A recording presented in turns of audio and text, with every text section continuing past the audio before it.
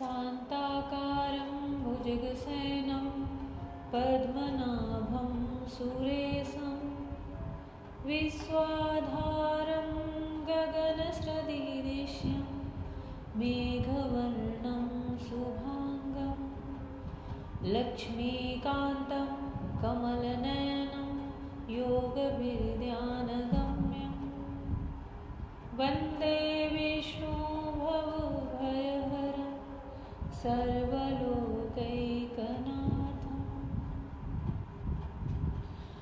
सबके हृदय को, मन को, आत्मा को शुद्ध करने वाले भगवान श्री हरि के चरणों में कोटि कोटि नमन है।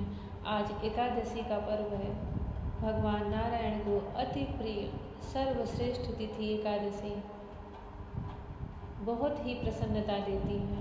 जो कोई भी इसका व्रत रखता है, भगवान श्री हरि की उस दिन पूजा करता है, ध्यान करता है, नाम स्मरण करता है, भगवत गीता या भागवत का अध्ययन करता है, कीर्तन करता है, रात्रि जागरण करता है, नारायण उस पर सदैव प्रसन्न रहते हैं।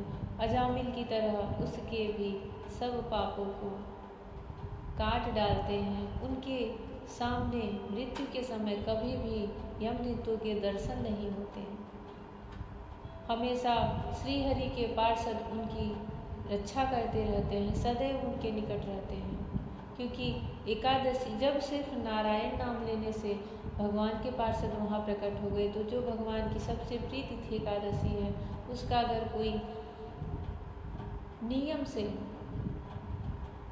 इसका उपवास कर रहा है, अपनी साधना में इसे सम्मिलित कर रहा है, उसकी दैनिक कार्य में एकादशी सबसे सर्वश्रेष्ठ है, तो भगवान श्री हरि का वह सबसे प्रिय और अनन्य भक्त बन जाता है।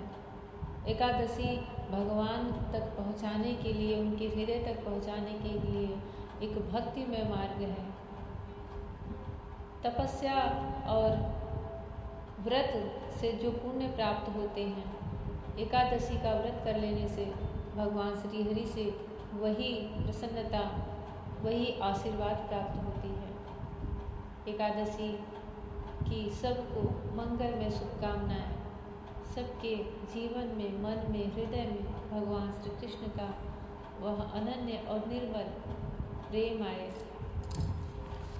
जय श्री कृष्णा मेरी सोल फैमिली। आध्यात्म आपके अपने चैनल पर मैं नंदा आप सबका बहुत बहुत स्वागत करती हूँ।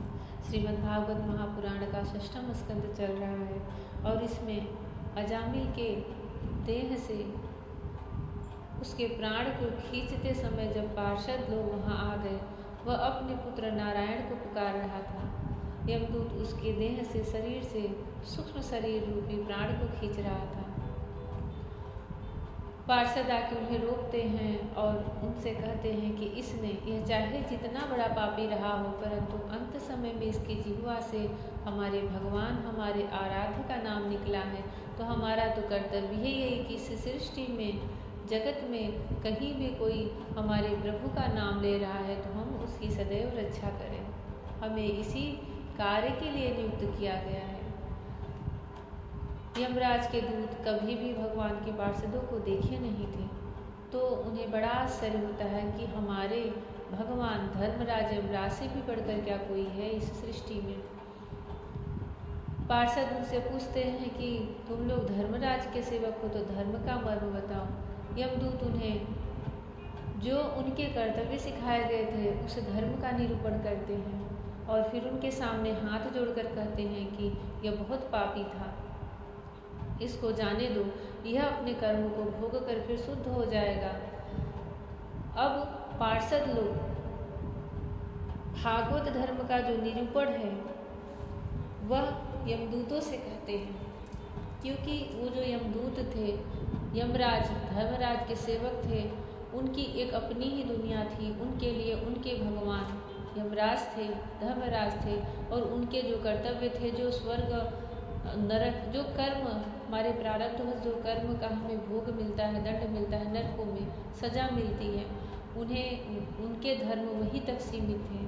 जब उन्होंने कभी पार्षद को ही नहीं देखा था, भगवान श्री हरि के पार्षदों को देख कर के वह अचंभित से हो गए थे, तो भगवान के प्रति जो भागवत धर्म है क्या, वास्तव में यह भागवत धर्म क्या है, यह भागवत पुराण क्यों सुनाया जाता है, इसका क्या महत्व है। ये बहुत सूक्ष्म से सूक्ष्म बातें होती हैं धर्म में, कोई कितना भी अध्ययन कर ले पर उसका पार पाना संभव है।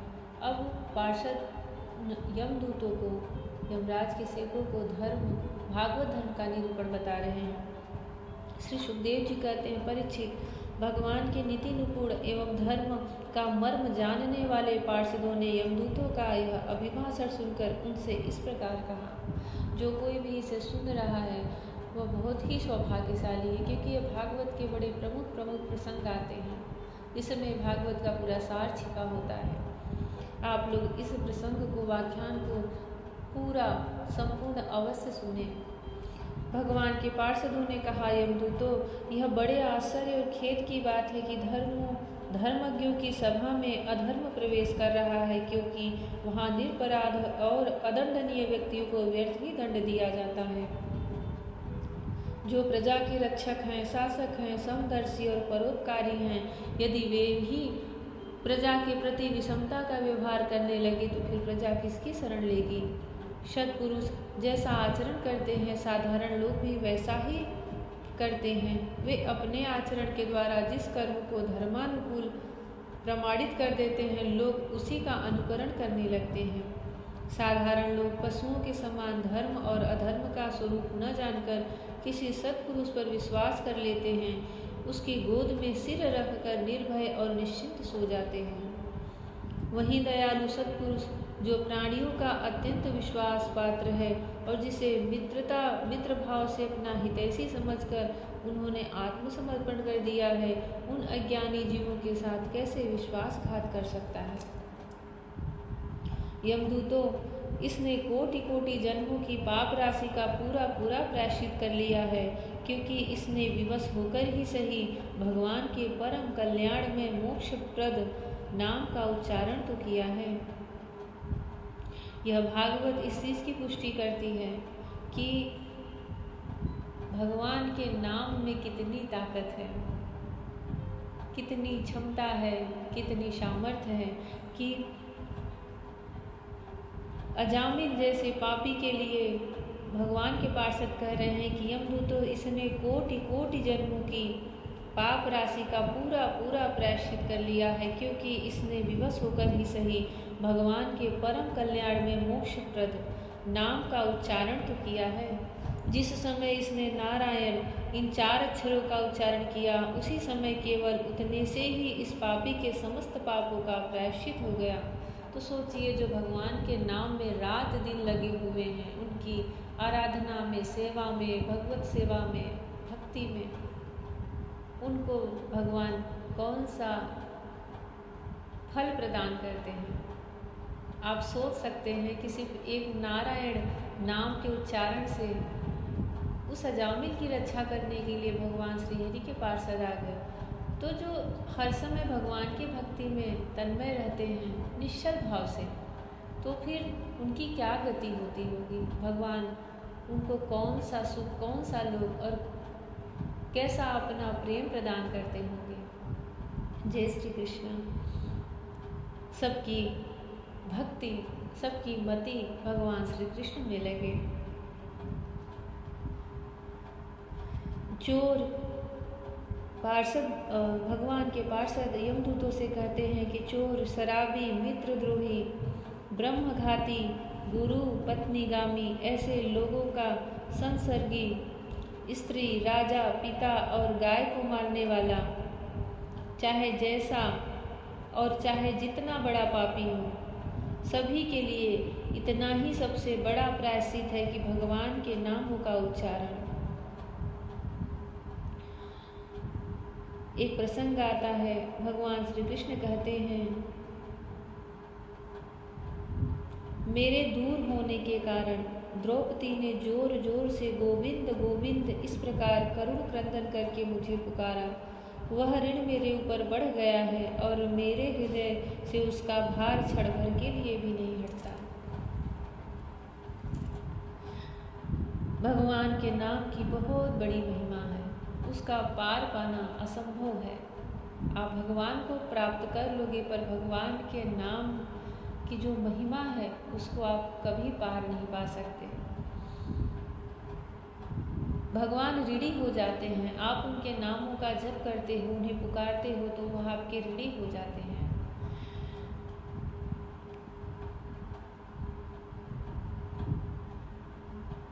इतना ही सबसे बड़ा प्रायश्चित है कि भगवान के नामों का उच्चारण किया जाए, क्योंकि भगवान नामों के उच्चारण से मनुष्य की बुद्धि भगवान के गुण, लीला और स्वरूप में रम जाती है और स्वयं भगवान की उसके प्रति आत्मीय बुद्धि हो जाती है। बड़े बड़े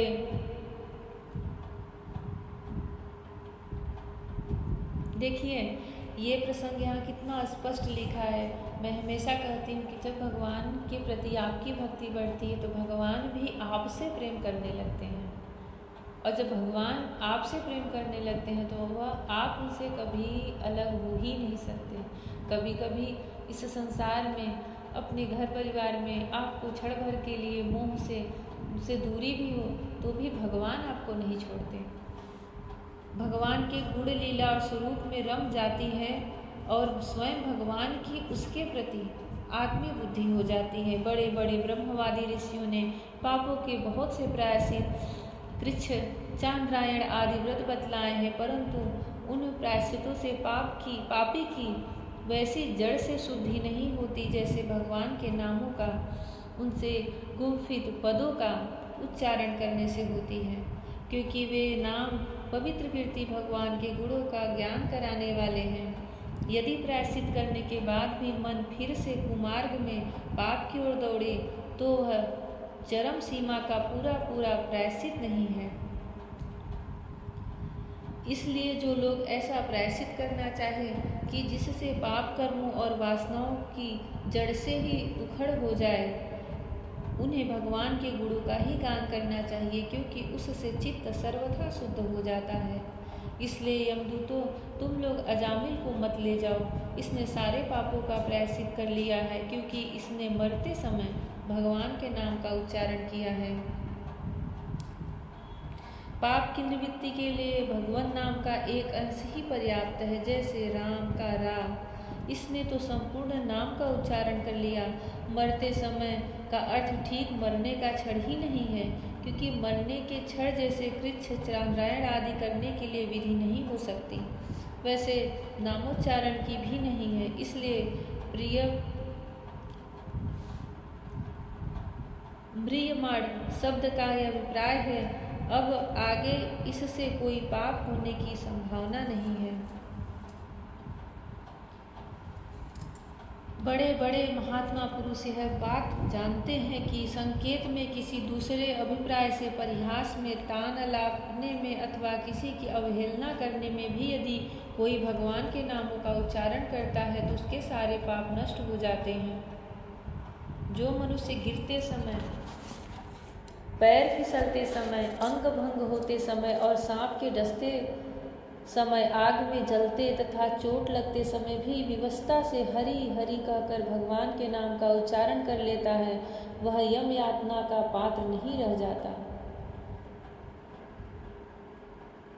महर्षियों ने जानबूझकर बड़े पापों के लिए बड़े और छोटे पापों के लिए छोटे प्रायश्चित बतलाए हैं। इसमें संदेह नहीं कि उन तपस्या, दान, जप आदि प्रायश्चितों के द्वारा वे पाप नष्ट हो जाते हैं, परंतु उन पापों से मलिन हुआ उसका हृदय शुद्ध नहीं होता। भगवान के चरणों की सेवा से वह भी शुद्ध हो जाता है। जय श्री कृष्ण। भगवान के नाम की कितनी महिमा है। यहाँ पर भगवान के पार्षद यमदूतों से कह रहे हैं, वह नारायण कह करके अपने कोटि कोटि जन्मों के पापों का प्रायश्चित कर लिया है, इसलिए यमदूतों से कह रहे हैं कि अब तुम इसे मत ले जाओ। यह भागवत हमें यही शिक्षा देती है, हमें धर्म का यही मर्म समझाती है, जो अज्ञानतावश हम नहीं जानते।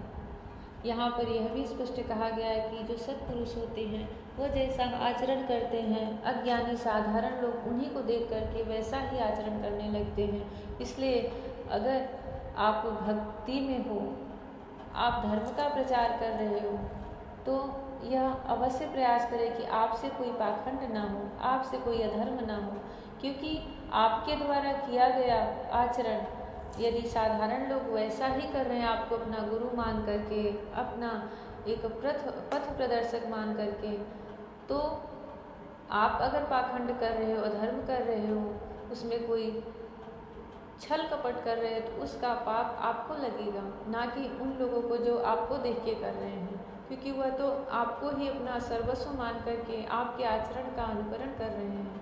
इसलिए भक्ति में है, धर्म में है, आप धर्म की संस्थापना कर रहे हैं, भगवान के बताए हुए नियमों का प्रचार प्रसार कर रहे हैं, तो उसमें जितना संभव हो सके उतना ही करे, पर शुद्ध करे, ताकि कोई एक भी जीव अगर आपके आचरण से पवित्र हो जाए, भगवान की भक्ति में आ जाए, भगवत दर्शन प्राप्त कर ले, तो क्या आपका जितना भी पूर्वज होते हैं वह सब तर जाते हैं, आपके भी कितने जन्मों के पाप कट जाते हैं। कोई एक भक्त एक घर में होता है तो उसके कितने 7 पीढ़ी तक सब बोलते हैं कि 7 भागवत में लिखा है, उसकी 7 पीढ़ियाँ पिछली और 7 आगे की तर जाती हैं। इतना इस भक्ति में इतनी सामर्थ्य होती है। भगवान की भक्ति सदैव करनी चाहिए। अपने जीवन की दिनचर्या में कार्य करते हुए अपना मन उन्हीं को समर्पित करना चाहिए। जय श्री कृष्ण। राधे राधे। जय श्री कृष्ण। हरि ओम।